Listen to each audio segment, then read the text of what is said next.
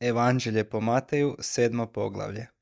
Ne sudite da ne budete osuđeni, jer sudom kojim sudite, bit ćete suđeni i mjerom kojom mjerite, vama će se zauzvrat mjeriti. A što gledaš iverak u oku brata svojega, a u oku svojemu brvna ne opažaš? Ili kako ćeš reći bratu svojemu, dopusti da ti izvadim iverak iz oka, a eto brvna u oku tvojemu?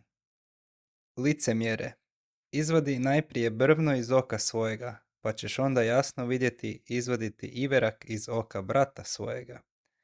Ne dajte svetinje psima i ne bacajte bisere svoje pred svinje, da ga ne pogaze nogama svojim, pa se okrenu i rastrgaju vas.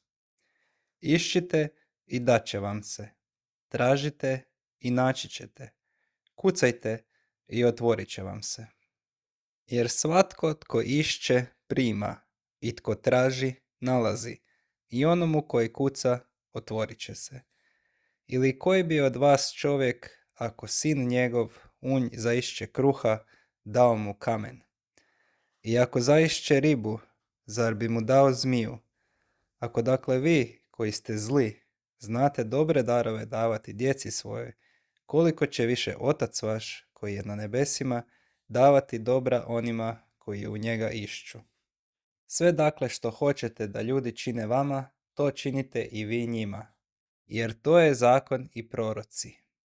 Uđite na uske dveri, jer široke su dveri i prostran je put koji vodi u propast, i mnogo ih je koji na njih ulaze. Jer uske su dveri i tjesan je put koji vodi u život, i malo ih je koji ih nalaze. A čuvajte se lažnih proroka koji dolaze k vama u ruhu ovčjemu, a iznutra su vuci grabežljivi. Po njihovim ćete ih plodovima prepoznati. Zar se grozdovi beru s trnja ili smokve s bodljike? Tako svako dobro stablo rađa plodovima dobrim, a nevaljalo stablo rađa plodovima zlim. Ne može dobro stablo roditi zlim plodovima, niti može nevaljalo stablo roditi plodovima dobrim. Svako se stablo koje ne rađa dobrim plodom sječe i u oganj baca. Dakle, po njihovima ćete ih plodovima prepoznati.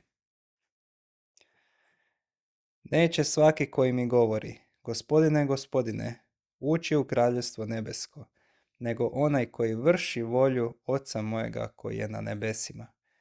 Mnogi će mi reći u onaj dan, Gospodine, Gospodine, nismo li u Tvoje ime prorokovali i u Tvoje ime zloduhe izgonili i u Tvoje ime mnoga silna djela činili? I tada ću im priznati, nikada vas nisam upoznao. Odstupite od mene, vi koji bezakonje činite. Svakoga dakle, tko sluša ove moje riječi i izvršava ih, usporedit ću sa čovjekom mudrim koji sagradi svoju kuću na stijeni. Ispusti se kiša i nadođu bujice i zapušu vjetrovi i sruče se na onu kuću i ona ne padne, jer bijaše utemeljena na stijeni. A svatko tko sluša ove moje riječi, a ne izvršava ih, bit će nalik čovjeku ludu koji sagradi svoju kuću na pijesku. Ispusti se kiša i nadođu bujice i zapušu vjetrovi i jurnu na onu kuću i ona se sruši i velika bijaše ruševina njezina. I dogodi se, kad Isus završi te besjede, da mnoštvo bijaše zaneseno njegovim naukom, jer ih je učio kao onaj koji ima vlast, a ne kao knjižnici.